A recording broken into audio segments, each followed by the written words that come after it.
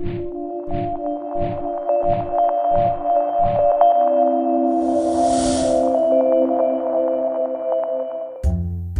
বা সাওম মুসলমানদের কাছে একটি গুরুত্বপূর্ণ ইবাদত।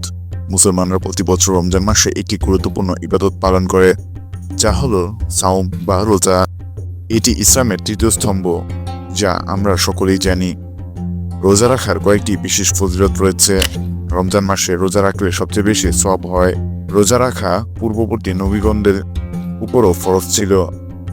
মহান আল্লাহ তাআলা বলেন, তোমাদের উপর সাওম ফরজ করা হয়েছে, যেমন করা হয়েছিল তোমাদের পূর্ববর্তীদের উপর, যেন তোমরা তাকওয়া অর্জন করতে পারো।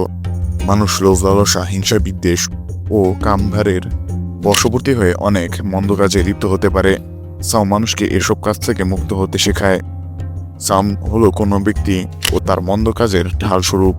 মহানবী সাল্লাল্লাহু আলাইহি ওয়াসাল্লাম বলেছেন, সাওম অর্থাৎ রোজা হলো ঢাল স্বরূপ। রোজার সাধনার ফলে সমাজের লোকেদের মাঝে পারস্পরিক সহানুভূতি ও সহমর্মিতা অর্জন করা সম্ভব হয়। সাওম পালন করলে এরূপ ব্যক্তি ক্ষুধার্ত থাকার ফলে সে অন্য আরেকজন অনাহারীর ক্ষুধার জ্বালা সহজে বুঝতে পারে। ক্ষুধা ও পিপাসার যন্ত্রণা কিরূপ যে পীড়াদায়ক হতে পারে সে তা বুঝতে পারে। এতে অসহায় মানুষের প্রতি সহানুভূতি ও সহমর্মিতার ভাব জাগ্রত হয়। রাসূলুল্লাহ সাল্লাল্লাহু আলাইহি ওয়াসাল্লাম ইরশাদ করেছেন, এ মাস সহানুভূতির মাস, অর্থাৎ রমজান মাসকে তিনি সহানুভূতির মাস হিসেবে উল্লেখ করেছেন। সাওমের রয়েছে একটি বিশেষ ধর্মীয় গুরুত্ব। সকল সৎ কাজের প্রতিদান আল্লাহ 10 থেকে 700 গুণ পর্যন্ত বাড়িয়ে দিবেন। কিন্তু সাওম প্রতিদান সম্পর্কে হাদিসে কুদসিতে রয়েছে, মহান আল্লাহ তাআলা বলেন, সাওম আমার জন্য এবং আমি নিজে এর প্রতিদান দেব। তাছাড়া আরেক হাদিস থেকে জানা যায়, হযরত আবু হুরায়রা রাদিয়াল্লাহু আনহু হতে বর্ণিত, রাসূলুল্লাহ সাল্লাল্লাহু আলাইহি ওয়াসাল্লাম ইরশাদ করেছেন, মানুষের প্রত্যেক আমলের প্রতিদান বৃদ্ধি করা হয়।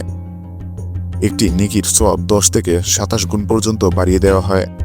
মহান আল্লাহ তাআলা ইরশাদ করেন, কিন্তু রোজা আলাদা, কেননা তা একমাত্র আমার জন্য এবং আমি নিজেই তার প্রতিদান দিব। বান্দা একমাত্র আমার জন্য নিজের প্রবৃত্তিকে নিয়ন্ত্রণ করেছে এবং সকল প্রকার পানাহার পরিত্যাগ করেছে। এ সম্পর্কিত একাধিক হাদিস বর্ণিত রয়েছে। হাদিস গ্রন্থগুলোতে রোজা এটি ফরজ কাজ, কাজেই রোজা না পালন করলে এর জন্য শাস্তির বিধান রয়েছে। যদি কেউ রোজা ভঙ্গ করে তবে কঠিন শাস্তির বিধান রয়েছে।